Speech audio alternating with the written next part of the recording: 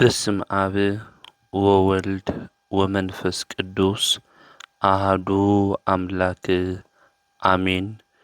ይትባረክ እግዚአብሔር አምላከ አበዊነ ለዘአብጽሐነ እስከ ዛቲ ሰዓት ቅድመ ኩሉ ልዕሊ ኩሉ ናብዛ ሰዓት እዚኣ ዘብጽሐና ናይ አቦታትና ናይ ቅዱሳን አምላኽ ናትና እውን አምላኽ ቅዱስ እግዚአብሔር ስሙ ዝተኸበረን ዝተመስገነን ይኹን። እማ አምላክ ወላዲታ አምላክ ቅድስተ ቅዱሳን ድንግል ማርያም ስለ ፍጹም አዶነታ ስለ ፍጹም ክብራ ክብርን ምስጋናን ይብጽሐያ።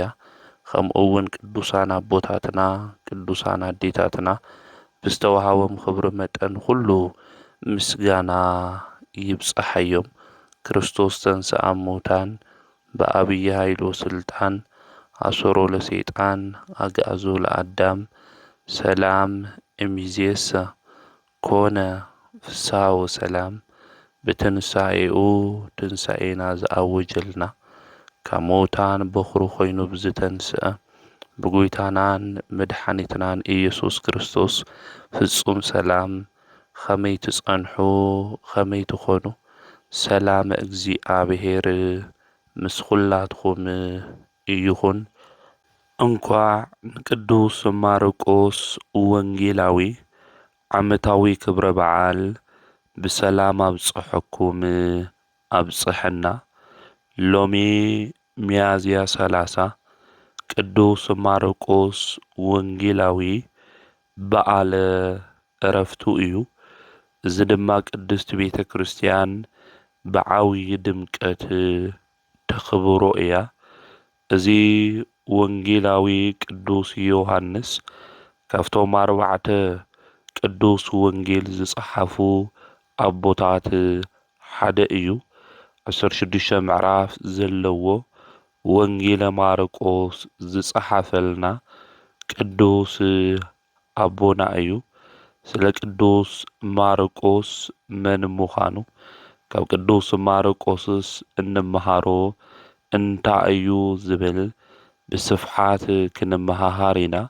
አምላኽና ቅዱስ እግዚአብሔር ንህይወትና ዝጠቅም ንዓና ዝረብሕ ቃሉ ንከምህረና ቅዱስ ፍቃዱ ይኹነልና። ቅዱስ ማርቆስ አቡኡ አርስጦቡሎስ ተባሂሉ እዩ ዝጽዋዕ። አዲኡ ድማ ማርያም ተባሂላ እያ እትጽዋዕ። ቅዱስ መጽሓፍ ክናንብብ እንተለና ማርያም ዝብል ሹም ዝተጸውዓ 8 አዴታት ንረክብ ኢና። ካብ ኩለን ድማ እትፍለይ አዶ ጎይታ ዝኾነት እመ ብዙሃን ቅድስተ ቅዱሳን ድንግል ማርያም እያ። እዛ አውዚ ማርያም ኢልና እንጽውዓ ዘለና ናይ ቅዱስ ማርቆስ አዲኡ እያ። ኣብ ግብረ ሐዋርያት እውን ክናነብብ እንተለና ናይ ማርቆስ አዲኡ ማርያም ተባሂላ ከም ትጽዋዕ አውዚ ኣብ ግብረ ሐዋርያት ምዕራፍ 12 ቁጽሪ 12 ይነግረና እዩ። ሐዋርያት እውን ተኣኪቦም ዝጽልይሉ ዝነበረ ገዛ አቡነ ማርቆስ አዲኡ ማርያም ገዛ እዩ።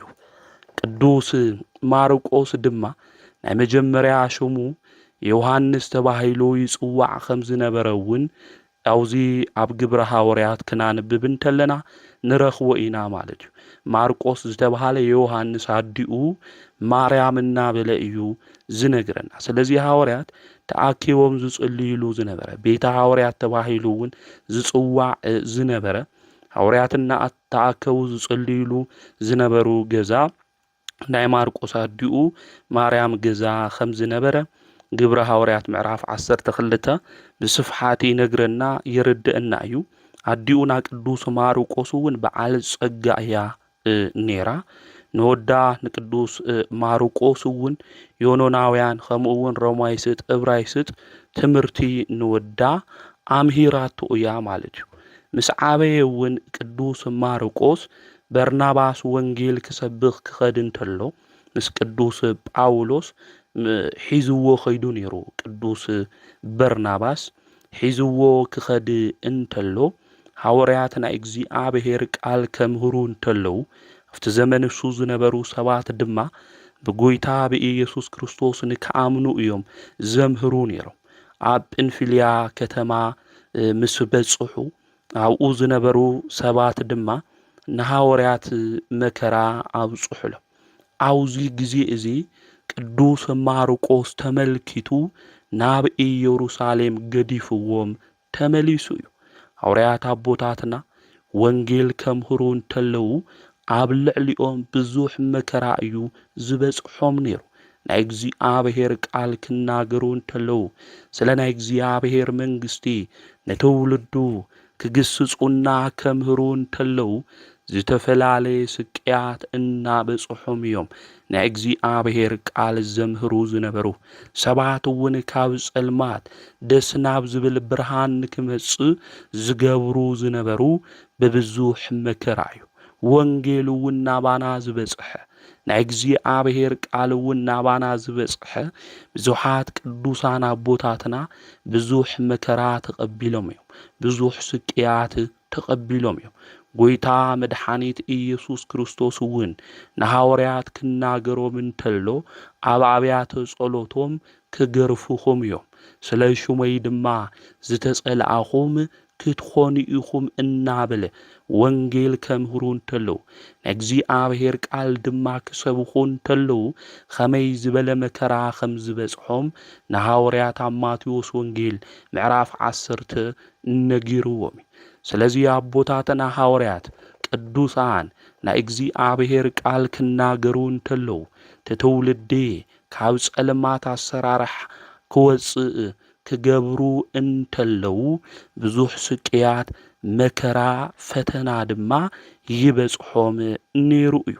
ስግኦም መከራ እናበጽሖ ትውልዲ ድማ ክድሕን ዝገበሩ እዮም ቅዱሳን ኣቦታትና ሐዋርያት። ስለዚ ኣብዚ ግዜ እዚ ቅዱስ ማርቆስ ምስ በርናባስ ከምኡ እውን ምስ ቅዱስ ጳውሎስ ክኸድ እንተሎ ኣብ ጵንፍልያ ዝመከራ እዚ ክበጽሖም እንተሎ ተመልከተ። ኣብዚ ግዜ እዚ ገዲፍዎም ናብ ኢየሩሳሌም ድማ ተመሊሱ እዩ። ሐዋርያት ኣገልግሎቶም ኣገልጊሎም ብዙሓት ሰባት ድማ ኢየሱስ ክርስቶስ ናብ ምእማን ድማ መጽኡ። ብዙሓት ኣሕዛብ እግዚኣብሔር እውን ብኢዶም ብጣዕሚ ዘድንቕ ተኣምራት ድማ ገበረ። እዚ ቅዱስ ማርቆስ ድማ ሰምዐ። ካብኦም ብምፍላዩ ድማ ሓዘነ ተጸጸተ። ድሕርዚ ምስኦም ሓቢሩ ንክኸድ ድማ ቅዱስ ማርቆስ ኻሊእ ግዜ ደለየ። ኣብዚ ግዜ እዚ በርናባስ ኣኩኡ ስለ ዝኾነ ድማ ሒዝዎ ኸደ። በርናባስ ምስ ዓረፈ ድማ ናብ ሮማ ናብ ቅዱስ ጴጥሮስ ኸይዱ ድማ ናይ ቅዱስ ጴጥሮስ ደቀ መዝሙር ኾነ። ቅዱስ ጴጥሮስ ዝተርጎመሉ ወንጌል ድማ ጸሓፈ። ኣብ ሮማ ዓዲ ድማ ኣምሕረ። ድሕርዚ ብጎይታ መድኃኒት ኢየሱስ ክርስቶስ ትእዛዝ ብሐዋርያት ትእዛዝ ድማ ናብ እስክንድርያ ዓዲ ኸደ። ናብ እስክንድርያ ኸይዱ ድማ ዝኸበረ ወንጌል ድማ ኣምሕረ። ኣብ 5 ዓድታት እናዘረ ወንጌል ድማ ይሰብኽ ነበረ። ኣብ ግብፂ ዓዲ ኸይዱ ብፍላይ ድማ ኣብ ኣፍሪቃ ብዙሕ ቃል ናይ እግዚኣብሔር እናመገበ ትውልዲ ክድሕን ዝገበረ ቅዱስ ኣቦ እዩ ቅዱስ ማርቆስ ወንጌላዊ። ሓደ እዋን ድማ ናብ እስክንድርያ ከተማ ክኣቱ እንተሎ ጫምኡ ተቐደደ። ጫምኡ ምስ ተቐደደ ድማ ጫማ ናብ ዝሰፊ ሰብ ድማ ኸደ። ቅዱስ ማርቆስ ኸይዱ ጫማይ ስፈየለይ በሎ። ኣብዚ ግዜ እዚ ትሰብሱ እሺ ኢሉ ክሰፊ እንተሎ ኣጻብዕቱ ድማ ወግኦ ማለት እዩ። ካብ ኢዱ ድማ ደም ፈሰሶ። ኣብዚ ግዜ እዚ ብዮናን ቋንቋ ክናገር እንተሎ እዚ ሰብ እዚ ኢታስታኦስ ኢሉ ተናገረ። ትርጉሙ ሓደ እግዚአብሔር ማለት እዩ። ቅዱስ ማርቆስ ድማ ሮማይስጥ ዕብራይስጥ ከምኡ እውን ናይ ዮናናውያን ትምህርቲ ተማሂሩ ዝነበረ እዩ። ቅዱስ ማርቆስ ሽሙ ትጽውዖ ዘለኻ ትፈልጥ ዲኻ ብሎ እቲ ዝጽውዖ ዘለኹ ሽም ኣይፈልጦይ ሰቂለ እየ ዝጽውዖ ኢሉ ተናገረ። ኣብዚ ግዜ እዚ ኣምላኽና ቅዱስ እግዚአብሔር ሽሙ ንጽውዖ ብዙሓት ኢና። ኣምላኽና ቅዱስ እግዚአብሔር ፍቕሪ ምዃኑ ኣምላኽና ቅዱስ እግዚአብሔር ናይ ሰላም ሓለቃ ምዃኑ ዘይተረድአና ሽሙ ጥራሕ እናጸዋዕና እግዚአብሔር መን ምዃኑ ዘይፈለጥና ብጸልማት መንገዲ እንጓዓዝኮ ብዙሓት ኢና ንኢና። እግዚአብሔር ሽሙ ንጽውዖ ኢና። እግዚአብሔር መን እዩ ክበሃል እንተሎ ግን ዘይንፈልጥ ብዙሓት ኢና። ናይዚ ዓለም እዚ መጋቢ ናይዚ ዓለም እዚ ፈጣሪ ንሱ ኣምላኽና ቅዱስ እግዚአብሔር ምዃኑ እቲ እናምልኾ ኣምላኽ ቅዱስ እግዚአብሔር ድማ ብመለኮት ሓደ ብሹም ብግብሪ ብኣካል ድማ ሰለስተ ምዃኑ ዘይንፈልጥ ሓድነቱ ሰለስትነቱ እንታይ እዩ ክንበሃል እንተለና ዝጨንቀና ብዙሓት ኢና ዘለና። ስለዚ እናምልኾ ኣምላኽና ፈጣሪና ዝኾነ እግዚአብሔር መን ምዃኑ ክንፈልጦ ክንርድኦ ይግብአና። ናብዚ ግዜ እዚ ኣነ ይፈልጦይ ሰቂለ እየ ዝጽውዖ ዘለኹ ኢሉ ተናገረ። እግዚአብሔር ሰማይና ምድሪ ዝፈጠረ ኣምላክ ምዃኑ ካብ ኣዳም ጀሚሩ ኣዳም ድማ ሕጉ ናይ እግዚአብሔር ትእዛዙ ከም ዝጣሓሰ ከምኡውን እግዚአብሔር ብኖህ ዘመን ዝነበሩ ሰባት ብማየ ኣይ ከም ዘጥፍኦም ሙሴ ልኢኹን እስራኤል ካብ ግብፂ ባርነት ከም ዘውፅኦም ሕጊ እውን ከም ዝሰርዐሎም ናቡከደነፆር ድማ ባቢሎን ማሪኹ ን70 ዓመታት ድማ ኣብኡ ከም ዝማረኾም ድሓር እውን ናብ ኢየሩሳሌም ከም ዝተመለሱ ክርስቶስ ድማ ስጋ ለቢሱ ናብዚ ዓለም እዚ ምምጽኡ ነቢያት ትንቢት ከም ዝተናገሩሉ ንዑ እንታይ ገበሮ ማለት እዩ ኣምሃሮ ቅዱስ ማርቆስ ማለት እዩ። ስለ እግዚአብሔር ዘይፈልጡ ሰባት እኮ ብዙሓት እንየው እዮም። እቶም ስለ እግዚአብሔር ዘይፈልጡ ኣሕዋትና ኣሓትና ንመኽሮም ደንኾን ኣምላኽና እግዚአብሔር መን ምዃኑ እትናምልኹ ኣምላኽና ፈጣሪና ጎይታና ዝኾነ ኣምላክ ኣማልክቲና ንጽውዖ ኣምላኽና ንሱ ኣብ መስቀል ተሰቂሉ ዘድሐነና ዝተበጀወና ንዓና ኢሉ መከራ ዝተቐበል ሞይቱ ዝተንስአ ጎይታ መድሓኒት ኢየሱስ ክርስቶስ ዳግማይ ድማ ከም ዝመጽእ ንዘይፈልጦ ኣሕዋትና እናሓትና ንነግሮም ኣለና ደንኾን። ቅዱስ ማርቆስ ነዚ ሰብ እዚ የፈልጢ ክብል እንተሎ ኣምሃሮ ገሰጾ። ኣብዚ ግዜ እዚ ሰብ እዚ እቲ ናይ እግዚአብሔር ቃል ምስ ሰምዐ ብጣዕሚ ደስ በሎ። ድሕርዚ ቅዱስ ማርቆስ ናብ ምድሪ እንትፍታፉ እንትፊሉ ጭቃ ገይሩ እታ ኢዱ ተጎዲኣ ዝነበረት ኢዱ ኣድሐነሉ። ኣብዚ ግዜ እዚ ሰብ እዚ ብኢየሱስ ክርስቶስ ኣመነ። ስሙ አንያኖስ ተባሂሉ ዝጽዋዕ ሰብ እዩ ዝጫማ ዝሰፊ ዝነበረ። ቅዱስ ማርቆስ እውን ናብ ገዛይ ክትመጽእ እኒኤካ ብሎ እዚ አናኒዮስ ዝበሃል ጫማ ዝሰፊ ሰብ ናብ ገዝኡ ወሲዱ ቤተሰቡ ሁሉ ኣምጽኦም። ቅዱስ ማርቆስ እውን ኣምሃሮም ገሰጾም ብሓደ ኣምላክ ብኣብ ብወልድ መንፈስ ቅዱስ ድማ ሽም ኣጥሚቕዎም። ናይ ክርስትና ጥምቀት ገይርዎም ኣጥሚቕዎም ማለት እዩ። ብጎይታ ብኢየሱስ ክርስቶስ ድማ ኣመኑ ማለት እዩ። ኣብዚ ግዜ እዚ ቅዱስ ማርቆስ ተኣምር ከም ዝገበረ ከምኡ እውን ብዙሓት ሰባት ከም ዝኣመኑ ናይቲ ዓዲ ሰባት ሰምዑ። ኣብዚ ግዜ እዚ ንቅዱስ ማርቆስ ክቐትልዎ ድማ ተኣከቡ። ኣብዚ ግዜ እዚ ቅዱስ ማርቆስ አናኒዮስ ኤጲስቆጶስ ገይሩ ሸይሙ፣ ደቁ እውን ቀሳውስቲ ዲያቆናት ገይሩ ሸይሙ ናብ በርቃት ትበሃል ዓዲ ድማ ኸደ።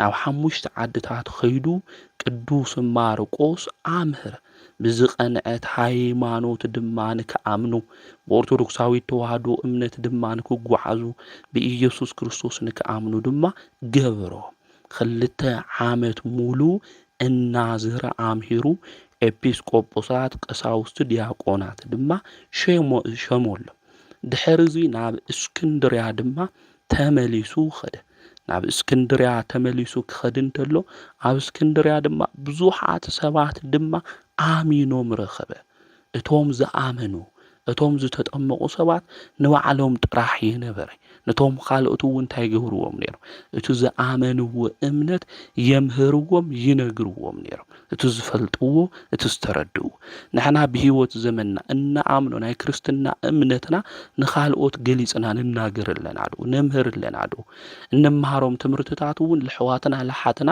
ሼር ክንገብረሎም ክፈልጡ ክንገብሮም ይግባእ ብለይ ምፍላጥ ብለይ ምርዳ ልጠፍእ ለሎ ካብ ኦርቶዶክሳዊ ተዋህዶ ቤተ ክርስቲያን ልወፅእ ለሎ ብዙሕ ኣሕዋትናን ኣሓትናን ስለ ዘለዎ ማለት አውዚ ግዜ እዚ ቤተ ክርስቲያን ሰሪሖም ብዙሓት ኮይኖም ቅዱስ ማርቆስ ረኸቦ ድሕሪዚ ካሃድያን ሰባት እኒአው እዮም ቅዱስ ማርቆስ እዚ ኣገልግሎት እዚ ከግልግል እንተሎ ደስ ዘይብሎም ብዙሓት ነይሮም ንሱ ግን ናብኡ ኸይዱ የጽናዕንዖም ነይሩ ብእምነቶም ኸመይሎም ክብርትዑ ሃምልግብኦም ከምኡ እውን ናይ ርእሲ ማእዘና ዝኾነ ጎይታ መድኃኒት ኢየሱስ ክርስቶስ ከመልከቱ ንኡ ድማ ክርእይዎ ሃምልግባእ ይሰብኾምና ይናገሮም ነይሩ ብኡ ብምእማን ድማ ናይ ዘለዓለም ህይወት ከም ዝረኽቡ ህይወትን ትንሳኤን እሱ ምዃኑ ይገልጸሎም የምህረሎም ነይሩ ቅዱስ ማርቆስ ዝነገር እዚ ክገብር እንተሎ ዞም ካህድያን እዚኦም ድማ ተቆጥዑ ማለት እዩ ሚያዝያ 17 ናይ ጎይታና መድኃኒትና ኢየሱስ ክርስቶስ ናትንሳኤ በዓል ክኽብር ቅዱስ ማርቆስ ናብ ቤተ ክርስቲያን ክኣትው እንተሎ እዞም ካህድያን እውን ኣብኡ ነይሮም ማለት ናብ ቤተ ክርስቲያን ውሽጢ ኣትዮም ብኽሳዱ ገመድ እትዮምሉ እናጎቶቱ ኣውፅእዎ ንቅዱስ ማርቆስ ነዚ እዩ ቅዱስ ጳውሎስ እውን ክናገር እንተሎ ከም ዝሕረዱ ኣባጊዕ ተቆጸርና ኢሉ ዝተናገረ ነዚ እዩ ከም ዝሕረዱ ኣባጊዕ ተቆጸርና ቅዱስ ማርቆስ ወንጌል ስለ ዝሰበኸ ብተኣምር ድማ ንዝሓመሙ ሰባት ስለ ዝፈወሰ ካብ ጸልማት ድማ ናብ ብርሃን ክመጹ ስለ ዝገበረ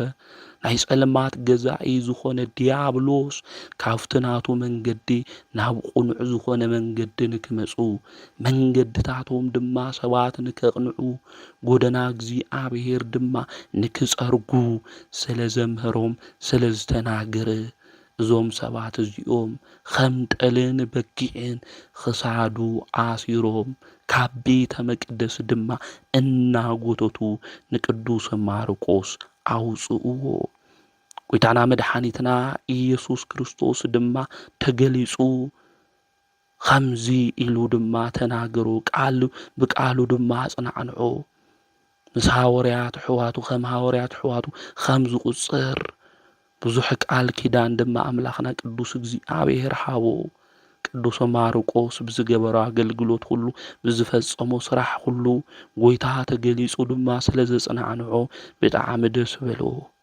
እዞም ሰባት እዚኦም ኣብ ከተማ ሙሉ ክሳዱ ብገመድ ኣሲሮም ጎቲቶም ድሓር ድማ ናይ ቅዱስ ማርቆስ ስጉኡ ንከቃጽልዎ ናብ ሓዊ ድማ እተውዎ ኣብዚ ግዜ እዚ ቁጥዐ እግዚአብሔር መጽ ጸልማት ኾነ ዝሑል ንፋስ ድማ ነፈሰ መብረቕና ንጎድጓድ ድማ ኾነ ፀሓይ ጸለመ እዞም ካህድያን እዚኦም ድማ ጎየዩ ምእመናን መጺኦም ናይ ቅዱስ ማርቆስ ስጋ ወሰድዎ ምንም ጥፍኣት ወይ ከዓ ምንም ነገር ከይበጽሖ ዳሕና ኮይኖም ረኸብዎ ብጽቡቕ ክዳን ድማ ገኒዞም ኣብ ጽቡቕ ቦታ ድማ ኣቐመጥዎ እዚ ሓዋርያ እዚ ቅዱስ ማርቆስ ለማዓንቲ ሚያዝያ 30 ወንጌላዊ ቅዱስ ማርቆስ ናይ እስክንድርያ ሊቀ ጳጳሳት ሓለቃ ወንጌል ዝጸሓፈልና ብሰማዕትነት ዝዓረፈሉ ዕለት ምዃኑ መጽሓፈ ስንክሳር እውን ይነግረና እዩ። ካብ ቅዱስ ማርቆስ መንበሪና 111 ጳጳሳት ላብ ዓድና እውን ዝመጹ ማለት ናይ መጀመርያ ካብኡ ዝተለኣኸልና ብፁዕ ወቅዱስ አቦና አቡነ ሰላማ ካሳቴ ብርሃን እዩ። ካብኡ ቀፂሎም 110 ይመጹ እዮም ማለት እዩ። ስለዚ መንበረ ማርቆስ ናይ እስክንድርያ መንበረ ማርቆስ ተባሂሉ እዩ ዝጽዋዕ በዚ ብቅዱስ ማርቆስ ማለት እዩ። ንሱ እውን ኣብቲ ዘመን እሱ ዝነበሩ ካድያን ሁሉ ንክምለሱ ዘጥመቐ ሐዋርያዊ አገልግሎቱ ብስፍሓት ኣብ አፍሪካ ዓዲ እውን ዘገልገለ ቅዱስ አቦ እዩ።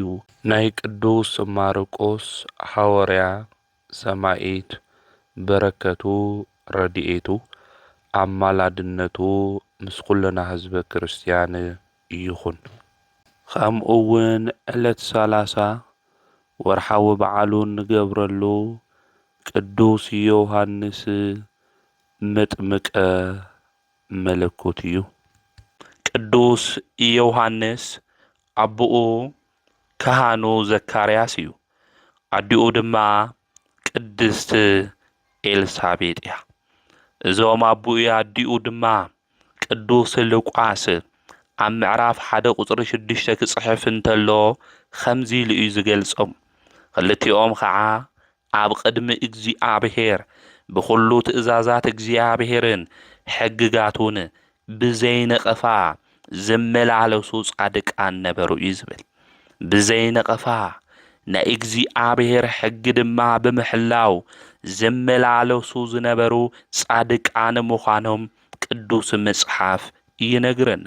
እዞም ኣብ ቅድሚ እግዚአብሔር ጻድቃን ዝኾኑ ነቐፋ ዘይብሎም ናይ እግዚአብሔር ትእዛዝ ድማ ዝሕልው ውላድ ግን ኣይነበሮምን። ኤልሳቤጥ ከዓ መኻን ስለ ዝነበረት ውላድ ኣይነበሮምን ኢሉ እዩ ቅዱስ መጽሓፍ ዝነግረና። እቲ ካህን ዕለት ዕለት ኣብ ቤተ መቅደስ እናኸደ ንእግዚአብሔር መስዋዕቲ እናቕረበ ዝዓጥን እዩ። ሰበይቱ ድማ ኣብ ቤተ መቅደስ ተረኺባ ንእግዚአብሔር ታመስግን እያ። ነገር ግን ውላድ ንክህቦም ናብ እግዚአብሔር ዘመኖም ሁሉ ለሚኖም መዋዕሎም ሁሉ ንኣምላኾም ንእግዚአብሔር ናይ አብራኮም ፍረ ድማ ንክህቦም ለሚኖም ነይሮም። ነገር ግን እግዚአብሔር ከይሃቦም ደንጎየ። ክልቲኦም ድማ ዘመኖም ናይ አረጋውያን ዘመን ከም ዝበጽሐ ድማ ቅዱስ መጽሓፍ ይነግረና። ነገር ግን እንተኣረጉ ንኣምላኾም ንእግዚአብሔር ውላድ ስለ ዘይሃቦም ዘየጉረምረሙ ጻድቃናት እዮም ነይሮም። ንሕና እናገልግልና ንሕና ንእግዚአብሔር ዝተወሰነ ነገር እናሰራሕና እግዚአብሔር ንእሽተያው ናብራና እንድሕር ኣጉዲልልና እኮ ጉርምርምታና እኮ ብዙሕ እኮ እዩ። ኣብ ልዕሊ እግዚአብሔር እኮ ንዕምፅ እኮ ኢና። ኣነ ነገልገልኹኻ ኣነ ድማ ንቤተ መቅደስኻ እዚ ነገር ሁሉ እናገበርኹ እናጸለኹ እናዘመርኹ እናሰበክኹ ኣስራት በኩራት ድማ እናውጻእኹ እትብለኒ ሕግታት ሁሉ እናፈጸምኹ ንምንታይ ኢኻ እዚ ዘይገበርካለይ ኢልና ኣብ ልዕሊ እግዚአብሔር እናጉርምርም ኣብ ልዕሊ እግዚአብሔር ዘየድሊ ቃል እንናገር ትውልድ እኮ ብዙሓት ኢና። ካህኑ ዘካርያስ ቅድስቲ ኤልሳቤጥ ግን ዕለት ዕለት ናብ እግዚአብሔር መቅደስ ኸይዶም እናመስገኑ ኣብ ቅድሚ እግዚአብሔር እኳ ዝተመስከረሎም ጻድቃናት እንተኾኑ እግዚአብሔር ውላድ ብዘይመሃቡ ግን ከጉረምርሙ ይኽኣሉን። ኣብ ኣጋ እርጋኖም እኳ ናብ ቤተ መቅደስ ኸይዶም እዮም ዘግልግሉ ነይሮም። ካህኑ ዘካርያስ ተርኡ በጺሑ ኣብ ቅድሚ እግዚአብሔር ብግብሪ ክህነት ከገልግል እንተሎ ከም ስርዓት ካህናት ናብ ቤተ መቅደስ እግዚአብሔር ኣትዩ ዕጣን ክዓጥን ተራ በጽሖ።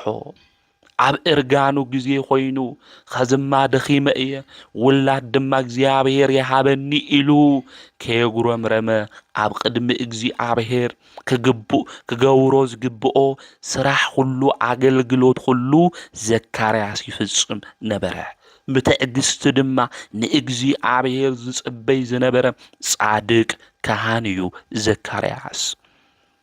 ናብ ቤተ መቅደስ ኣትዩ ማዕጠንት ድማ ክዓጥን እንተሎ እቲ ህዝቢ ብወጻኢ ኮይኑ ይጽልይ ነበረ።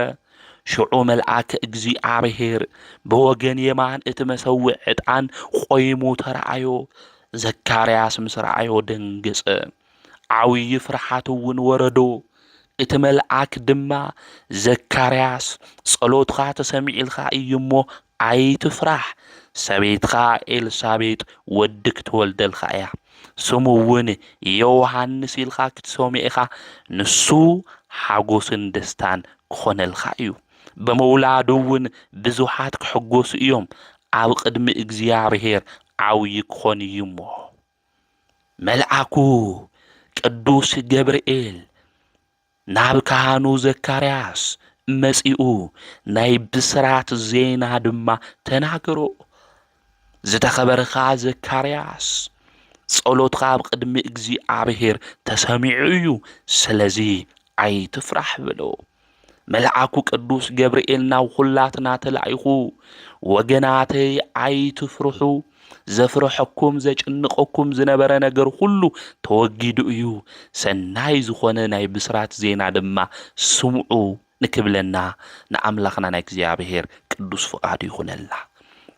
እግዚኣብሔር መልአኩ ልኢኹ ናይ ብስራት ዜና ድማ ንካህኑ ዘካርያስ ድማ ነገሮ። ዘካርያስ ብትዕግስቱ ኮይኑ ንእግዚኣብሔር ከየጉረምረመ ዝተጸበየ ጻድቅ እዩ። ሰበይቱ ኤልሳቤጥ እውን ኣሪገ እየ ልምላሜ ክወልደሉ ዝኽእል ዘመነይ ተወዲኡ እዩ ኢላ ተስፋ ከይቆረጸት ኣብ ቤተ መቅደስ ኸይዳ እያ ትጽልይ ነይራ። እግዚአብሔር ድማ ናይ ትዕግስቶም ትግሃት ተመልኪቱ ናይ ብስራት ዜና ድማ ኣስምዖም። ወገናተይ ንእግዚአብሔር ብትዕግስቲ ዝተጸበይዎ ዋግኦም ረኺቦም እዮም።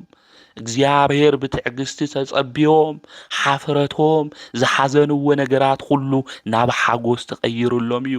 ንእግዚአብሔር ብትዕግስቲ ዝተጸበዩ ተስፋ ዝቆረጹሉ ጉዳይ እግዚአብሔር ቀጺሉ ብክብሪ ጠጠው ኣቢልዎም እዩ። ስለዚ ንእግዚአብሔር ብትዕግስቲ ምጽባይ ኣድላይ እዩ ወገናተይ።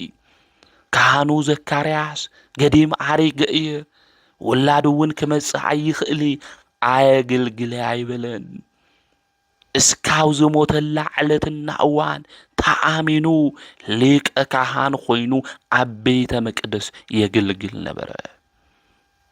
ከግልግል እንተሎ ድማ ብንጽህና ብቅዱስና ኮይኑ ንኣምላኹ ንእግዚአብሔር ተኣሚኑ ከግልግሎ እንተሎ እግዚአብሔር መልአከ ብስራት ቅዱስ ገብርኤል ድማ ናብኡ ለኣኸ። ኣይትፍራሕ በሎ። ዘፍረሐና ጉዳያት ኣብዚ ግዜ እዚ ብዙሕ እዩ ወገናተይ። ዘጨንቀና ጉዳያት ኣብዚ እዋን ብዙሕ እዩ። መልአኩ ቅዱስ ገብርኤል እግዚአብሔር ናባና ልኢኹ ኣይትፍርሑ ደቀይ ሰላምን ፍቅርን ኮይኑ እዩ ዝብለና ናይ ብስራት ዜና ዘስምዐልና ኸዚ ይኹን ወገናተይ። ናይ ትፍራሕ በሎ። ጸሎትካ ድማ እንታይ ኮይኑ እዩ ተሰሚዑ እዩ በሎ። ወገናተይ ንጽልዮም ጸሎታ ይኾን ክስምዑና እንደልዮም ጉዳያት እንታይ ይኾኑ? ብትዕግስቲ እንድሕር ተጸቢና ኮይና ንዑ ንኣምላኽና ንእግዚአብሔር ተኣሚንና እንድሕር ግልግልና ከም ካህኑ ዘካርያስ እግዚአብሔር ጸሎትኩም ተሰሚዑ እዩ ኣይትፍርሑ ኢሉ መልአኩ ከም ዝልእኸልና ምፍላጥ ምርዳእ ኣድላይ እዩ። ዘካርያስ እቲ መልአክ ተናገሮ። ሽሙ እውን ዮሃንስ ከም ዝበሃል። ዮሃንስ ማለት ወገናተይ መቅደም ወንጌል እውን ከም ዝነግረና ኣብ ወንጌል አንድምታውን ከም ዝተጻሓፈ ፍስሓ ወተድላ ማለት እዩ። ብኻሊእ ድማ ዮሃንስ ማለት ትርጉሙ እንታይ ማለት እዩ ክንብል እንተለና እግዚአብሔር ጸጋ እዩ ማለት እዩ። እና መጽዩ እቲ መልአክ እንታይ በለ? ዮሐንስ ክትውለ ኢኻ ሽሙ እሱ ሓጎስን ደስታን ክኾነልካ እዩ በሎ በመውላዱ ድማ ብዙሓት ክሕጎሱ እዮም ኣብ ቅድሚ እግዚኣብሔር ድማ ዓብዩ ክኸውን እዩ ወይኒ ዘሰክር መስተ ከቶ ኣይሰቲን ገና ኣብ ማህፀን እንኡ እንተሎ መንፈስ ቅዱስ ከመልኦ እዩ በሎ ገና ኣብ እንኡ ማህፀን እናሃለየ መንፈስ ቅዱስ ዝመልኦ በመውላዱ ንብዙሓት ሓጎስ ዝኾን ዓብይ ነቢየ ልኡል ከም ዝውለድ ቅዱስ ገብርኤል መጺኡ ድማ ኣብሰሮ ነገሮ ወገናተይ ውላድ ምውላድ እንደሊ ኮይና ነገር ግን ተምልውለዱ ውላዳት ብሩኻት ምእንቲ ክኾኑ ንወለዶም ዝእዘዙ ንቤተሰቦም ዝሕጉሱ ምእንቲ ክኾኑ ውላድ ጥራሕ ሃበኒልና ይንጸሊ ዝተባረኸ ውላድ ሃበኒልና ክንጸሊ ይግብአና ናካሃኑ ዘካርያስ መልአኩ ቅዱስ ገብርኤል መጺኡ ኣብሰሮ መንፈስ ቅዱስ ዝመልኦ ኣብ ቅድሚ እግዚኣብሔር ዓብይ ዝኾን ንብዙሓት ሓጎስ ዝኾን ዮሐንስ ከም ዝውለድ ኣበሰሮ ካብ ህዝቢ እስራኤል ንብዙሓት ናብ እግዚኣብሔር ኣምላኾም ክምልሶም እዩ መምህር ወመገስጽ ንብዙሓት ካብ ክሕደት ካብ ጸልማት መንገዲ ናብ እግዚኣብሔር መንገዲ ዝምልስ ንሱ ንእግዚኣብሔር ብቑዕ ህዝቢ ምእንቲ ከዳሉ ለባቦታት ናብ ውላድ ነዘይእዙዛት ድማ ናብ ጥበብ ጻድቃን ምእንቲ ክመልስ ብመንፈስን ብሓይሊ ኤልያስን ቅድሚ ጎይታ ክኸይድ እዩ ቅድሚ ጎይታ ዝኸድ መንፈስ ሓይሊ ኤልያስ ድማ ዝበሃዎ ነቢይ መምህር ሐዋርያ ጻድቅ ከም ዝወልድ እዩ ንዘካርያስ ነጊርዎ ዘካርያስ ካህኑ ድማ ከምዚሉ ተናገረ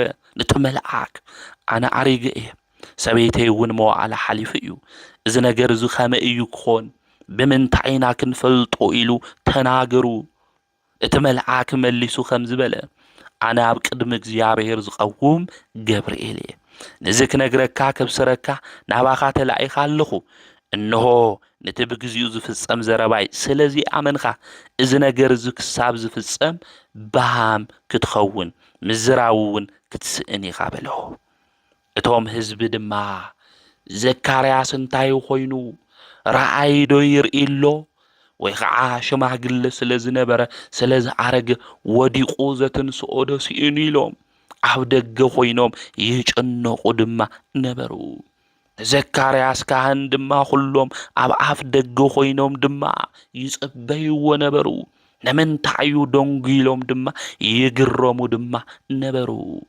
ካህኑ ዘካርያስ ምስ መልአክ እዩ ዝነጋገር ዘሎ መልአክ እግዚአብሔር መልአክ ብስራት መጋቢ ሐዲስ ሊቀ መላእክት ቅዱስ ገብርኤል መጽኡ እዩ ዝነጋገሩ ዘሎ ዘካርያስ ግን ገሪሙዎ ነበረ ሰበይቴ ኣሪጋያ ኣነ እውን ሸምጊለ እየ ከመይ ኢሉ ክኸውን ዝኽእል ኢሉ ኣነ ኣብ ቅድሚ እግዚኣብሔር ዝቐውም ገብርኤል እየ ኢሉ ተናገሮሞ ዝነገር ዝስካብ ዝኸውን ብሃም ኹን ምዝራብ ዘይትኽእል ኹን ኢሉ እቲ መልአክ ድማ ናይ እግዚኣብሔር ቃል ስለ ዘይተቐበለ ንሕና ክንደይ ግዜ ንኾን ናይ እግዚኣብሔር ቃል ዘይተቐበልና ወገናተይ ናይ እግዚኣብሔር ቃል እኮ ብብዙሕ መንገዲ ይንገረና እምቢልና ሸፊትና ዝኸድና እኮ ብዙሓት እኮ ኢና እምቢ ብዝበልናዮ የንሰምዒ ብዝበልናዮ ናይ እግዚኣብሔር መቅሰፍቲ ናባና ተትመጽእ ነይሩ እንታይ ምኾንና ነርና ና መልአኩ ቅዱስ ገብርኤል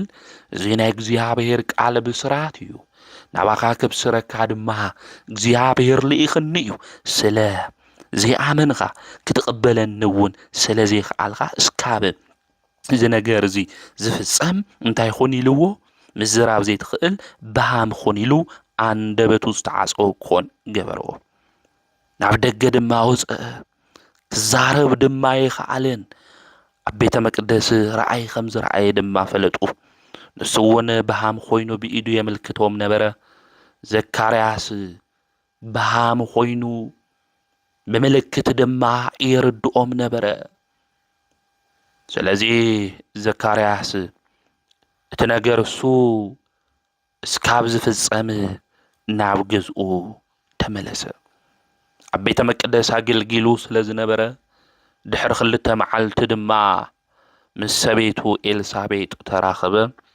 ኤልሳቤጥ ድማ ጠነሰት። ኤልሳቤጥ ጠነሰት።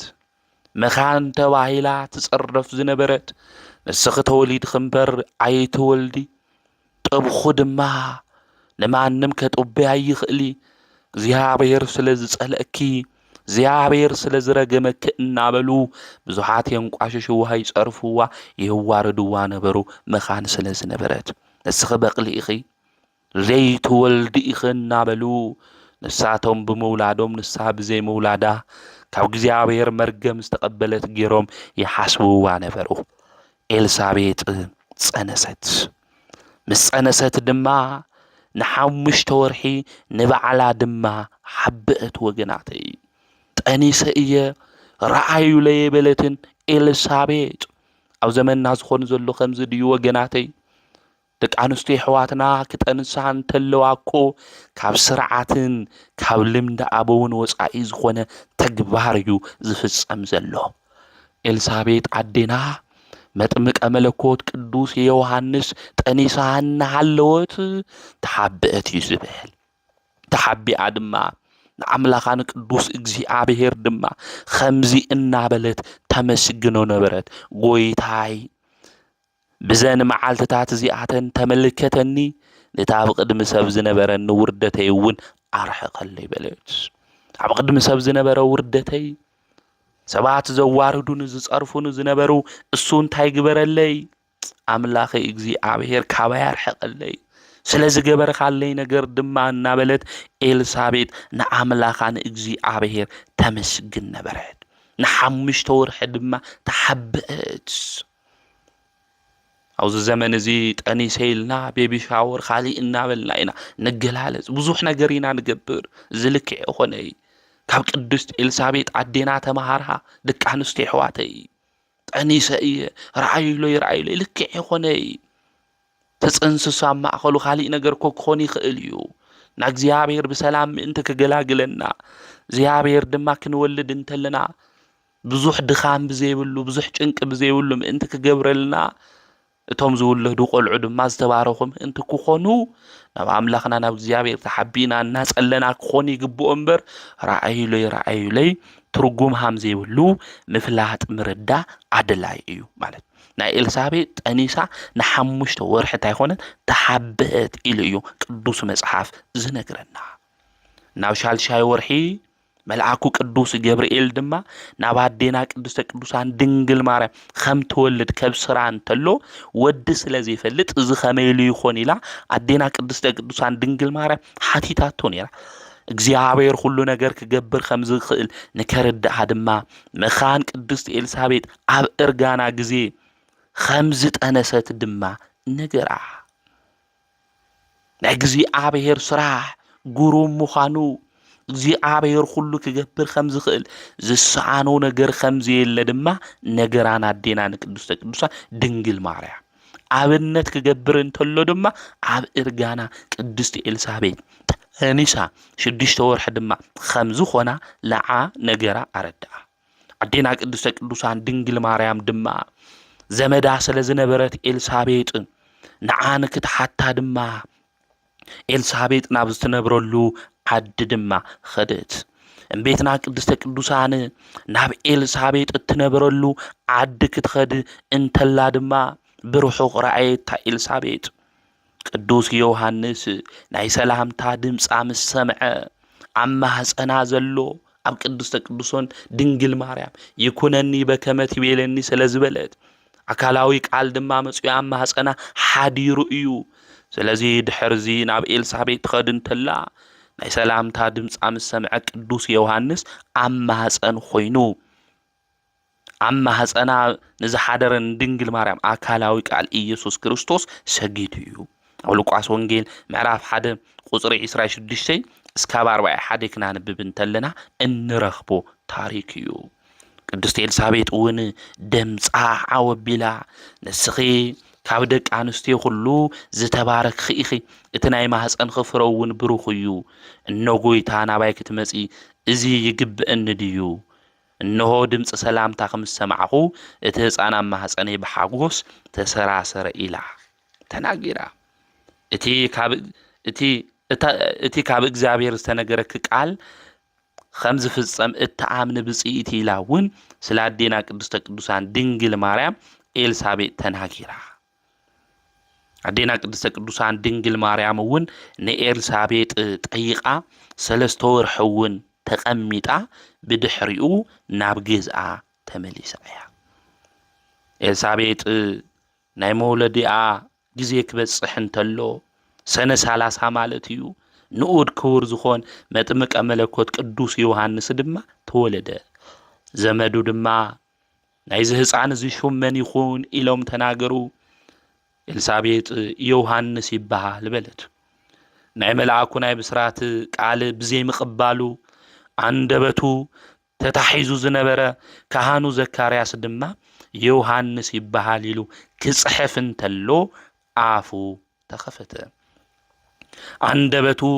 ተኸፊቱ ድማ በመንፈስ ቅዱስ መሊእዎ ከምዚ ኢሉ ተናገረ አታ ህፃን በለ ናይ ትምህርትና ርእሲ እዩ አታ ህፃን መንገዲ ልኡል ክትጸርግ ቅድሚ እግዚአብሔር ክትኸይድ ኢኻ እሞ ናይ ልኡል ነቢይ ተባሂልኻ ክትጽዋዕ ኢኻ እዚ ህፃን እዚ ቅዱስ ዮሐንስ መጥምቅ እዩ አቡኡ ድማ ናይ ልኡል ነቢይ ከም ዝኾን መንገዲ እግዚአብሔር ድማ ዝጸርግ ፀሓይ ፍኖት ምዃኑ ድማ ተናገረ ናይ ሓጢአቶም ሕድገት ዝረኽብሉ ናይ ድሕነት ፍልጠት ንህዝቡ ክትህብ ኢኻ ብትርህራህን ምሕረት አምላኽናን ካብ ላዕሊ ብርሃን በሪቑ ክበጽሐና እዩ ንሱ ኣብ ጸልማትን ኣብ ጽላሎት ሞትን ንዝርከቡ ከብርህ እዩ ንኣጋርና ድማ ናብ መንገዲ ሰላም ከምርሕ እዩ ኢሉ ትንቢት ተናገረ ስለ ነቢይነቱ ከምኡ እውን መጥምቅ ከም ዝኾነ ትንቢት ድማ አቡኡ መንፈስ ቅዱስ መሊእዎ ተናገረ ኣብ ሉቃስ ወንጌል ምዕራፍ 1 ቁጥር 66 ናብኡ ዘካርያስ ድማ መንፈስ ቅዱስ መልኦ ከምዚ ኢሉ ተነበየ እዩ ካህኑ ዘካርያስ ዝናገር ዘሎ መንፈስ ቅዱስ ኣብ ውሽጡ መሊእዎ እዩ ስለወዱ ነቢየ ልኡል ከም ዝኾን ቅድሚ እግዚአብሔር እናኸደ ድማ መንገዲ እግዚአብሔር ናይቱ ልኡል ናይ እግዚአብሔር መንገዲ ከም ዝጸርግ ዝተናገረ ብትንቢት መነጽር ኮይኑ መንፈስ ቅዱስ መሊእዎ ምዃኑ ምፍላጥ ምርዳ ኣድላይ እዩ ማለት እዩ ናይ ክርስቶስ ናይ መድሓን ትምህርቲ ከም ዘብስር ኣቀዲሙ ትንቢት ተናጊሩ እዩ ካህኑ ዘካርያስ ማለት ናይ ዮሐንስ ባቡኡ ትንቢት ዝተነገረሉ አቡኡ መንፈስ ቅዱስ መሊእዎ ትንቢት ዝተናገረሉ ነቢዩ ምዃኑ ምፍላጥ ምርዳ ኣድላይ እዩ ማለት ብቅዱስ ወንጌል ከም ዝተጻሓፈ ሄሮድስ ናይ ጎይታና መድሓና ኢየሱስ ክርስቶስ ሙላዱ ሰብዓ ሰገል መጽኦም ነጊሮሞ ነይሩ ሰብዓ ሰገል መጽኦም ነጊሮሞ ስለ ዝነበሩ መንግስተይ ክወስደኒ እዩ ኢሉ ስለልሰገአ ጎይታና መድሓና ኢየሱስ ክርስቶስ ዝረኸበ መሲልዎ ናይ ቤተልሔም ህፃናት ሁሉ መቕታል ጀሚሩ ኣብ ማቴዎስ ወንጌል ምዕራፍ 2 ካብ ቁጥሪ 10 እስከ 16 ክናንብብ ተለና ንረኽቦ ኢና ማለት እዩ تحت خلت عامت للو كل هزان نكقتليو عواج عوج خنداينا ጨካን ንጉስ ሐምል ነበረ ሄሮድስ መመልካት ምርአይ ይድል ብዝግዜ ዝድማ ቅድስት ኤልሳቤጥ ወዳን ከሞታ ወዳ ከተድሕን ኢላ ህፃኑ ቅዱስ ዮሐንስ ሒዛ ናበረኻ ድማ ተሰዲዳ ያማ ናበረኻ ክትከተላ ድማ አባዓቲ ትነብር ነራ እግዚአብሔር ድማ ካብ ሓውን ካብ ፀሐይን ካብ አራዊት አፍ ድማ እንሐለዎም አው ምንባር ጀመሩ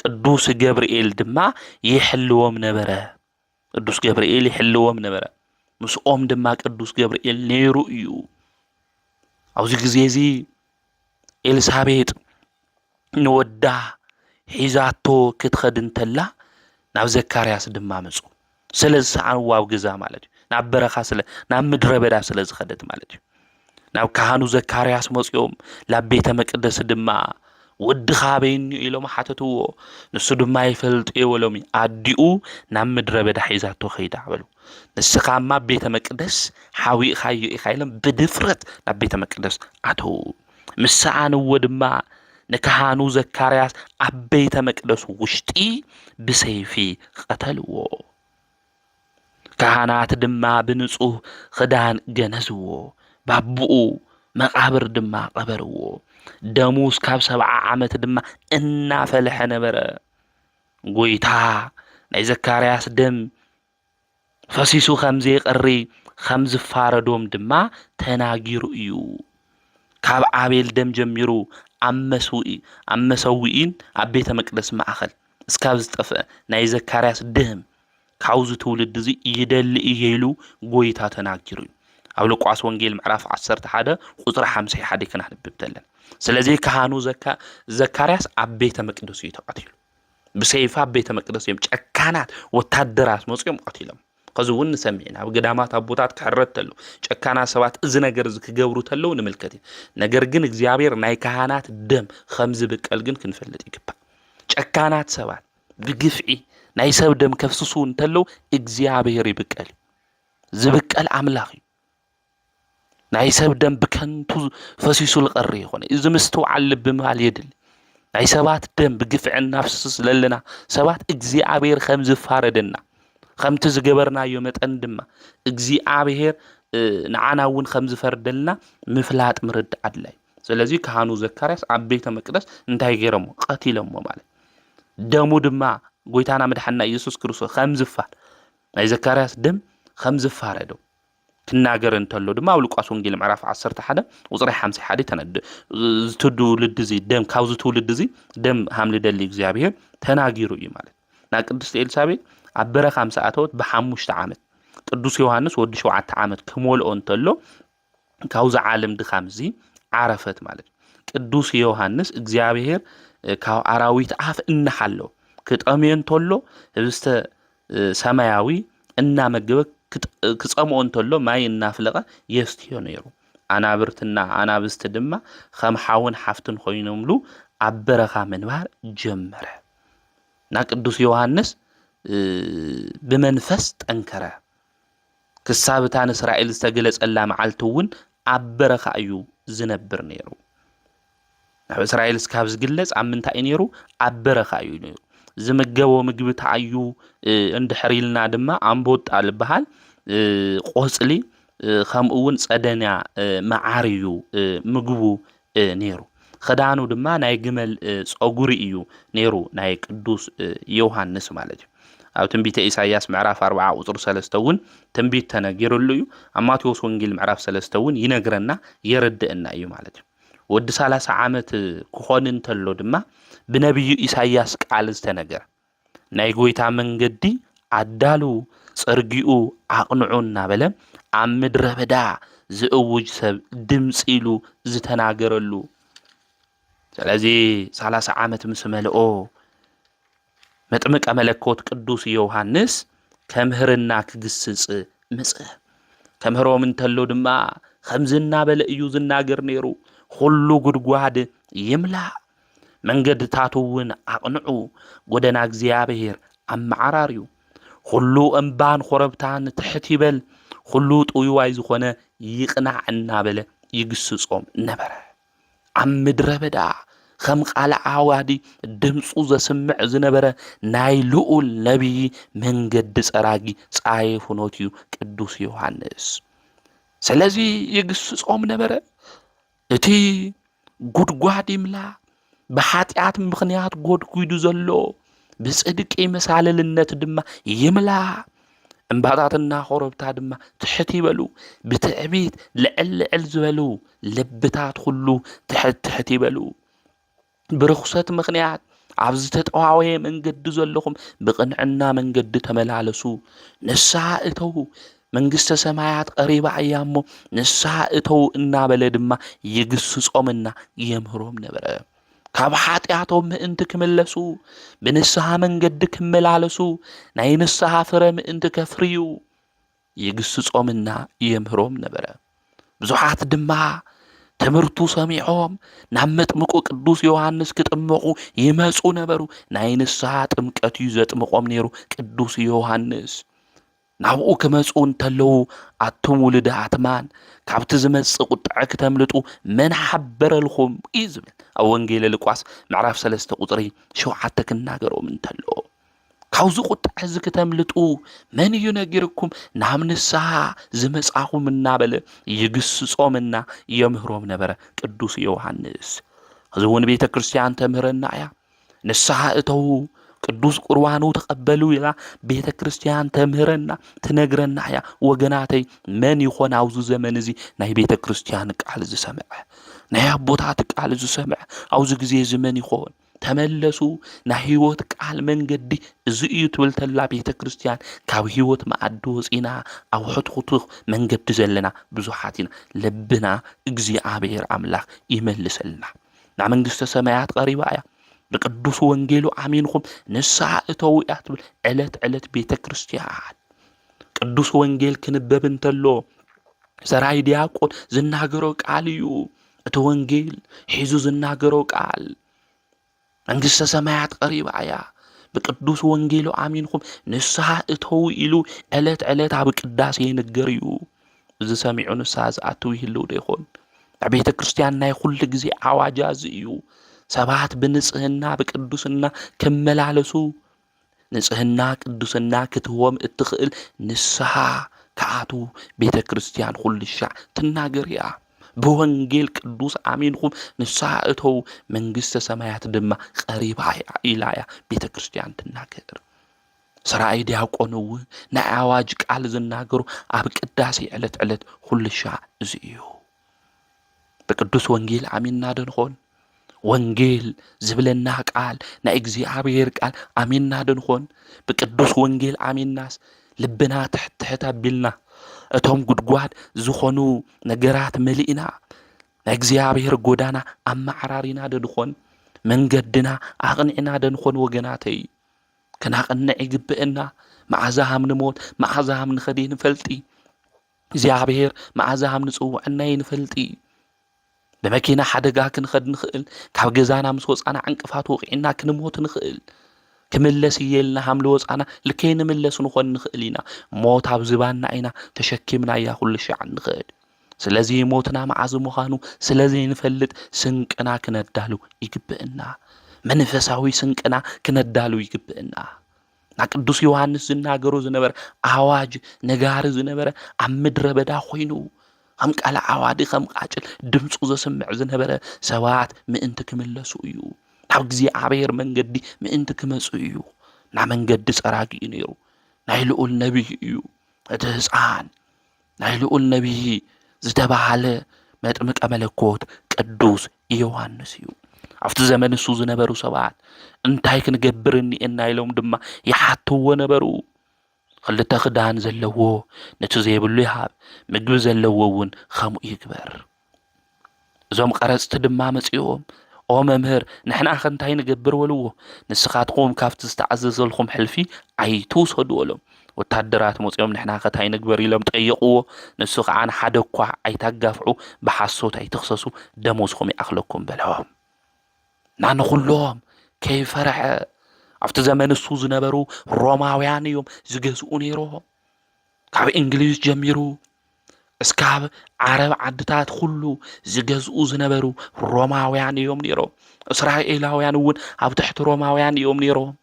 ንዖም ከይፈርሐ ይግስጾም የምህሮም እዩ ነይሩ። ወታደራት እውን ይግስጾም ነይሩ። ኣብዚ ዘመን እዚ ዘለው ወታደራት ከጋፍዑ ከም ዘይብሎም ብሓሶት ክኸሱ ከም ዘይብሎም ይዝናገር። ወገናተይ ቅዱስ መጽሓፍ ንኩሉ ዝኾን ምግቢ ዝምግብ ናይ ህይወት መዓዲ እዩ። ነንብቦ እስኪ ኣቲና ክንገብሮ ክንሰርሖ ዝግብአና ሕድሕድ ኩነታት መጽሓፍ ቅዱስ ይነግረና ይርድእና እዩ። ካብ ዝተፈቀደልና ብላዕሊ ክንወስድ ክንሰርቕ ሓምለ ይብልና ቀረስቲ ኣብዚ ግዜ እዚ ንግዲ ፍቃድ እኒአኩም ደይልና ንግዲ ፍቃድ ዘለዎም ሰባት ዘማሩሩ ሰባት ኮኒኡ ልክዕ ዘይኾን ተመን ዝህቡ ሰባት ኮኒኡ ልዕሊ ዓቐን ክገብሩ ሓምለ ይግብኦም። ዝተኣዘዘሎም ጥራሕ ክወስዱ ሓምለ ግብኦም ሕልፊ ከይወስዱ ይናገር ቅዱስ መጽሓፍ። ወታደራቱ እውን ይግስጽ ንኻልኦት እውን ዘለና ክናካፍል ሓምለ ግብአና። ሰናይ ነገር ክንገብር ሰናይ ነገር ክንሰርሕ ሓምለ ግብአና። ዓለም እዚኣ ኩልና ሓሊፍና እያ ንኸዲና። ብዙሕ ዘመን ዝጸንሕ ሰብ የለይ ወገናተይ ተበዝሐ 70 80 ዕድመና ቅዱስ ዳዊት ከም ዝነገረ ብድሕሪኡ ድኻም እዩ ኩልና ንሞት ኢና ናብ መቃብር ንወርድ ኢና ሓሰኻ ክበልዐና እዩ ጽቡቕ ስራሕና ጥራሕ ንዓና ዝኽተለና ወገናተይ ንሓልፍ እንድሕር ኮይና ንሞት እንድሕር ኮይና ዘለዓለም ኣብዙ ላይ ንነብር እንድሕር ኮይና ጨካናት ክንኾን የብልናን ሰባት ክነጋፊዕ የብልናን ልዕሊ ዓቕን ተመን እናገበርና ሰባት ክንብድል ካብ ሰናይ መነባብሮኦም ወፂኦም ናብ ካሊእ ናብ ስደት መንገዲ ክኸድ ኣይንግበሮም ብሰላማዊ መንገዲ እናመራሕና ብሰላም ክንነብር ይግብአና ስለዚ ሰናይ ነገር ንግበር ጽቡቕ ነገር ንግበር ናይ ንስሓ ፍረ ኣፍርዩ ሰናይ ፍረ ዘየፍረየ ኩሉ እዩ ዝብል ናብ ሓዊ ከም ዝኣትው እዩ ዝናገር ናብ ሓዊ ምእንቲ ከይንድብረይ ናብ ገሃነም እሳት ናብ ሲኦል ድማ ምእንቲ ከይንኣቱ ሰናይ ነገር ክንገብር ይግብአና ወገናተይ ናይ ሰናይ ጽድቂ ፍረ ክነፍሪ ይግባእ ቅዱስ ዮሃንስ ዘምህሮ ዝነበረ ትምህርቲ እዚ እዩ ዝግስጾም ዝነበረ እውን እዚ እዩ ጽቡቕ ፍረ ፍርዩ እንድሕር ዘይተፍርዩ ኮይንኩም ትቁረጹ ኢኹም ተቆሪጽኩም ናብ ሓዊ ክትኣትው ኢኹም እናበለ እዩ ዝነግሮም ነይሩ ስለዚ ጽቡቕ ፍረ ፍሪና ሰናይ ነገር ጌርና በዓልና ንበዓልና ተሓላሊና ብፍቕሪ ነርና ናብ ኣምላኽና ናብ ቅዱስ እግዚአብሔር ቅድሚ እኳ ጠጠው ክንብል እንተለና ሰናይ ዋጋ ምእንቲ ክንረክብ ብሰናይ ስራሕ ምእንቲ ክንኸድ ንኣምላኽና ናይ እግዚአብሔር ቅዱስ ፍቃድ ይኹነልና ቅዱስ ዮሐንስ ከምዚ ኢሉ ከም ምህር እንተሎ እቶም ሰባት ትጽቢት ይገብሩ ነይሮም በተለይ ኣብ እስራኤል ዝነበሩ ሰባት ሮማውያን ኣገዛዝኦም የኽብዱሎም ስለ ዝነበሩ ድማ ባቦታትና ክመጽእ ዝተባሃለ መሲሕ ንስኻ ዲኻ እናበሉ ትጽቢት ነይርዎ ስለዚ ንቅዱስ ዮሐንስ መን ምዃኑ ሓተትዎ ክርስቶስ ደ ይኸውን እናበሉ ድማ ይሓስቡ ነበሩ ቅዱስ ዮሐንስ ከዓ ከም ዝበሎም ኣነ ብማይ የጥምቐኩም ኣለኹ እቲ ካባይ ዝብርትዕ ኣነ መእሰራ ኣስኣኑ ንምፍታሕ ዘይበቅዕ ግና ይመጽእ ኣሎ ንሱ ብመንፈስ ቅዱስን ብሓውን ከጥምቐኩም እዩ ንሱ ዓውዱ ዘጽረየሉ እኽሉ ናብ ቆፍኡ ዝእተወሉ መስዕ ኣብ ኢዱ ሒዙ ኣሎ እቲ ሓሰር ግና ብዘይጠፍዕ ሓዊ ከቃጽሎ ኢሉ መለሰሎም ቅዱስ ዮሐንስ መን ምዃኑ ተናገረ ፀሓይ ፍኖት መንገዲ ዝጸርግ ምዃኑ እቲ መሲሕ ዝጽበይዎ መድኃኒት ንሱ ኢየሱስ ክርስቶስ ግን ገና ክመጽእ ምዃኑ ኣነ ድማ ናዩ መእሰሪ ጫማ ክፈትሕ ሓምለ ይግብአኒ ኢሉ ስለ ኣምላኹ ስለ ኢየሱስ ክርስቶስ ድማ ተናጊሩ እዩ መስኪሩ እዩ ቅዱስ ዮሐንስ ንስኻ መን ኢኻ ኢሎም ድማ ክሓትዎ እንተለዉ ኣብ ምድረ በዳ ድምፁ ዘስምዕ ቃል ኣዋዲ ኣዋጅ ነጋሪ ምዃኑ እውን ቅዱስ ዮሐንስ ነጊርዎም እዩ ኣረዲእዎም እዩ ቅድስቲ ኤልሳቤጥ ኣዶ ጎይታና ባይ ኸመይ ክትመጽእ ኢላ ከም ዝተናገረት ሁሉ ለድንግል ማርያም ወላዲት ኣምላክ ምዃና መስኪራ እያ ቅዱስ ዮሐንስ እውን ከጥምቆ ጎይታና መድሓንና ኢየሱስ ክርስቶስ ከጥምቆ ክብል እንተሎ ጎይታ ድማ ናብኡ ክመጽእ እንተሎ ኣነ በኣኻ ክጥመቕ ይግብአኒ እምበር ንስኻ ኸመይ ኢልካ ናባይ ትመጽእ ባርያዶ ጎይታዶ ናብ ባሪኡ ይመጽእ ባርያ እዩ ናብ ጎይትኡ ዝኸድ እምበር ኢሉ ተናጊሩ እዩ ኣብ ማቴዎስ ወንጌል ምዕራፍ 3 ቁጽሪ 14 ኣዲኡ ስለም ቤትና ቅድስተ ቅዱሳን ድንግል ማርያም ወላዲት ኣምላኽ ከም ዝመስከረት ሁሉ ዮሐንስ እውን ናይ ጎይታ ኣምላኽነት ብትሕትና ተናጊሩ እዩ ቅዱስ ዮሐንስ እቲ ዝመጽእ ዝጥመቕ መድኃኒት ኢየሱስ ክርስቶስ ምዃኑ ምስ መስከረ ኣጥምቐኒ ኢልዎ ጎይታ መጽኡ ካልኦት ባባኻ ሹም እየ ዘጥምቖም ንዓኻ መን ኢለ ከጥምቐካ ኢሉ ክህነቱ ሸሞቱ ስልጣኑ ከም መልከ ጸዲቕ ዝኾነ ዘለዓለማዊ ናይ ዓለም ካህን ናይ ዓለም ኃጢአት ሁሉ ዘውግድ ናይ እግዚአብሔር በጊዕ ብርሃን እትገልጽ ናይ እግዚአብሔር ኣብ ናይ ባህር ወዱ ኢየሱስ ክርስቶስ ይቅር በለኒ እናበልኻ ኣጥምቐኒ ኢሉ ኣዘዞ መጥምቀ መለኮት ቅዱስ ዮሐንስ እውን ኣጥምቆ ቅዱስ ዮሐንስ ነቢይ ጥራሕ ይኾነይ ሐዋርያ ጥራሕ ይኾነይ ጻዲቅ ጥራሕ ይኾነይ መድኃኒት ንሱ ኢየሱስ ክርስቶስ ዘጠመቀ እዩ ኣምላኹ መድኃኒቱ ኢየሱስ ክርስቶስ ከጥምቕ ዝተመረጸ ጻዲቅ ምዃኑ ምፍላጥ ምርዳእ ኣድላይ እዩ ማለት ናስለ መጥምቆ ቅዱስ ዮሐንስ ድማ ባዕሉ ጎይታና መድኃኒትና ኢየሱስ ክርስቶስ እውን መስኪሩሉ እዩ ናብ ጎይታና መድኃኒትና ኢየሱስ ክርስቶስ ዝመጹ ሰባት ነይሮም እንታይ ክትርእዩ ትደልዩ ናብ ምድረ በዳ መጺኹም ኢሉ ነቢይ ድዩ እወ ኢሎም ካብ ነቢይ ይበልጽ እዩ ኢሉ ተናገሩ።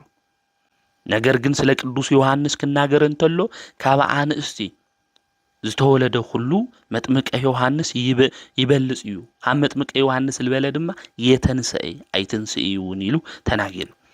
ተቀበልዎ ተትደልዩማ ኤልያስ ዝወሎ እዚ እዩ ነይሩ ክመጽእ ኢሉ ተናገሩ። ኤልያስ እዚ እዩ ነይሩ እዝን ዘለዎ ይስማዕ ኢሉ ተናጊርዎም እዩ። ማቴዎስ ወንጌል ምዕራፍ 11 ቁጽሪ 9 እስካብ 11 ዘሎ ማለት ና ጎይታና መድኃኒትና ኢየሱስ ክርስቶስ ስለ መጥምቀ ቅዱስ ዮሐንስ መስኪር እዩ። ኣንስቲ ካብ ዝወለዶኦም ኩሉ ሃም ቅዱስ ዮሐንስ ዝበለ ወይም ካብኡ ዝበልጽ ሃምለይትንስእ ተናጊሩ እዩ። ሃምለይትንስእ ተናጊሩ እዩ ማለት እና እሱ ልተናገረኩም ተተኣምኑ ነይሩኩም እሱ ልተናገረኩም ምተቀበልኩም ነይርኩም ኤልያስ ልበሎ እዚ እዩ ኢሉ ተናጊሩ እዩ። እና ቅዱስ ዮሐንስ ዓውይ ምዃኑ መን ምዃኑ ናዩ ዓውይነት መን ምዃኑ ጎይታና መድኃኒትና ኢየሱስ ክርስቶስ ተናጊሩ እዩ። እና ያውዚ ኤልያስ ንምንታይ ኢሉ ተናጊሩ እንድሕሪልና ኤልያስ ጸጉራም ከም ዝኾነ መጥምቀ መለኮት ቅዱስ ዮሐንስ እውን ክዳኑ ናይ ግመል ጸጉሪ እዩ ነይሩ። ክልቲኦም መናንያን እዮም። ክልቲኦም ብጾም ህይወት ዝነበሩ እዮም። ፍቃደ ስጋ ዝሓደጉ እዮም። ክልቲኦም ስምዒቶም ዝሓፀው እዮም። ባህታውያን እዮም ማለት ካሊእ ኤልያስ ኣክዓብና ኤልዛቤል ገሲጹ ዮሐንስ ድማ ሄሮድስና ሄሮዳዳ ገሲጽዎም። ኤልያስ ናይ ክርስቶስ ቅድሚ ክርስቶስ ቅድሚ ዳግመ ምጽአት ክርስቶስ አምለ መጽእ ተናጊሩ እዩ። ዮሐንስ እውን ቀዳሜ ምጽአት ወይም በአካል ምግላጹ ስለ ክርስቶስ ታይ ኮይኑ እዩ አምሂሩ እዩ ማለት እዩ። አምሂሩ እዩ ቀዳሜ ምጽአቱ ናይ ክርስቶስ አምሂሩ እዩ ተናግ ብዙ ድማ የመሳሰሎም ዮሐንስ ኤልያስ ኢሉ ድማ ክርስቶስ ጸዊዕዎ እዩ ማለት ጸዊዕዎ እዩ ተናጊሩ። ንሳቶም እውን ስለ ዮሐንስ ሃም ተናገረውን አስተውዕሉ ተባሂሉውን ኣብ ቅዱስ መጽሐፍ ማቴዎስ ወንጌል ተጻሒፉ እዩ ማለት እና በሐፈሻት ንሪኦ ተለና መጥምቀ መለኮት ቅዱስ ዮሐንስ ካብ ሓድሽ ኪዳን አቦ ሓደ ንጹህ ነቢይ ቅዱስ ገብርኤልና አቦ ዘካርያስ ትንቢት ዝተናገረሉ ካብ ህፃንነቱ ጀሚሩ ከም ሓረስታይ ቁኑት ከም ብዕራይ ድማ ጽሙድ ኮይኑ እግዚአብሔር ዘገልገለ ብፍጹም ልቡ ዓለም ዝናዓቀ ካብ ተድላ ካብ ሓጎስ ዝተፈለ አምላኹ ንምጥማቅ ድማ ዝተዓደለ ሐዋርያ መምህር ሰማይት ባህታዊ ነቢይና ጻድቅ እዩ ቅዱስ ዮሐንስ መጥምቅ። ናይ ቅዱስ ዮሐንስ መጥምቀ መለኮት በረከቱ ረድኤቱ አማላድነቱ ምስኩልና ህዝበ ክርስቲያን ይኹን። አምላኽና ቅዱስ እግዚአብሔር ኣብ ወርሒ ሚያዝያ መጽሐፈ ስንክሳር እውን እናንበብና እስካብ ሎሚ ብሰላምን ብጥዕናን አጽኒሕና እዩ። ወርሒ ጉንበት ድማ ብሰላም ጀሚሩ ብሰላም ንክፍጽመና ንኣምላኽና ናይ እግዚአብሔር ቅዱስ ፍቃድ ይኹነልና። ዘምሃረና ዝገሰጸና ናይ አቦታትና አምላክ ቅዱስ እግዚአብሔር ስሙ ዝተኸበረን ዝተመስገነን ይኹን። ወስብሐት ለእግዚአብሔር ወወላዲቱ ድንግል ወለመስቀሉ ክቡር።